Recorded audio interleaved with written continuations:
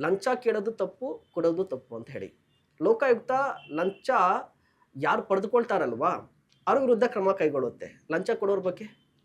ಈಗ ಅದ್ರ ಬಗ್ಗೆ ಯಾರಿಗೆ ಅವೇರ್‌ನೆಸ್ ಮೂಡಿಸ್ಬೇಕಿರುವಂಥದ್ದು? ಯಾರು ಅವೇರ್‌ನೆಸ್ ಮೂಡಿಸ್ಬೇಕು? ಈಗ ಅದೇ ನಾನು ಹೇಳ್ದಂಗೆ ಅಗೇನ್ ನಿಮ್ ಟ್ರ್ಯಾಪ್ ಕೇಸಸ್ ಅಲ್ಲಿ ಲಂಚ ಕೊಡೋರು ನಮ್ಗೆ ಕಂಪ್ಲೇಂಟ್ ಕೊಡ್ತಾರೆ. ಹ್ಮ್. ಸ್ಕ್ಯಾಮ್ಸ್ ಅಲ್ಲಿ ಲಂಚ ಕೊಡೋರು ಕೂಡ ಅಕ್ಯೂಸ್ಡ್ ಇರ್ತಾರೆ. ಹ್ಮ್.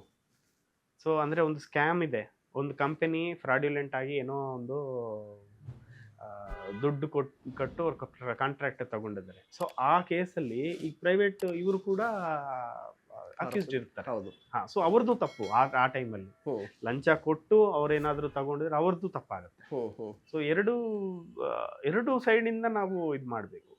ಓಕೆ. ಈಗ ಲೋಕಾಯುಕ್ತದ ಬಗ್ಗೆನೇ ಮಾತನಾಡ್ತಾ ಇದ್ವಲ್ಲ, ವಿಶ್ವಾಸಾರ್ಹತೆಯ ಬಗ್ಗೆ ಮಾತಾಡಬೇಕಾಗುತ್ತೆ. ಯಾಕಂದ್ರೆ ಇತ್ತೀಚೆಗೆ ನಿಮಗೂ ಕೂಡ ಗಮನಕ್ಕೆ ಬಂದಿರುತ್ತೆ. ಇತ್ತೀಚೆಗೆ ಲೋಕಾಯುಕ್ತ ಅಧಿಕಾರಿಗಳು ಕೂಡ ಭ್ರಷ್ಟರಾಗಿದ್ದಾರೆ. ಅಲ್ಲೂ ಕೂಡ ಭ್ರಷ್ಟಾಚಾರ ಇದೆ. ಅದ್ರ ಬಗ್ಗೆ ಏನನ್ಸುತ್ತೆ ಸರ್?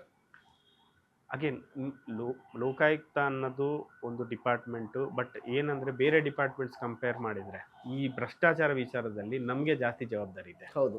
ಹೆಂಗಂದ್ರೆ ಒಂದು ಪುರೋಹಿತರು ತಪ್ಪು ಮಾಡಬಾರ್ದು ಅನ್ನೋ ಇದಿರ್ತದೆ, priest can never do wrong ಅಂತ ಟೈಪ್. ಆ ಟೈಪ್ ಅಂದ್ರೆ ನಾವು ಇವ್ ದೇವಸ್ಥಾನ ತರ ಅನ್ಕೋಲಿ, ಇಲ್ಲೇ ನಾವು ಏನ್ ನಾವು ಮಾಡ್ತಿದ್ರೆ ಹೇಗೆ ಅಂತ. ಯಾವ್ದಕ್ಕೆ ನಾವು ಇದು ಮಾಡ್ತಾ ಇದೀವಿ ಅದರಲ್ಲೇ ನಾವು ಕರಪ್ಷನ್ ಮಾಡಿದ್ರೆ ಅದು ತುಂಬಾ ಒಂದು ಇಂಡಿವಿಜುವಲ್ಗೆ ಅಲ್ಲ, ಅದೊಂದು ಇನ್ಸ್ಟಿಟ್ಯೂಷನ್ಗೆ ಹೌದು, ಹೌದು. ಕೆಟ್ಟ ಹೆಸರು ಬರುತ್ತೆ. ಸೊ ಅದಕ್ಕೆ ನಮ್ಗೆ ಇಂಟರ್ನಲ್ ತುಂಬಾ ವಿಜಿಲೆನ್ಸ್ ಇರ್ತದೆ. ನಾವು ಎಲ್ಲ ಟೈಪ್ ಆಫ್ ಸಿಸ್ಟಮ್ಸ್ ಇವೆ, ನಾವು ವಾಚ್ ಮಾಡ್ತಾ ಇರ್ತೀವಿ ಯಾರು ಏನು ಅಂತ.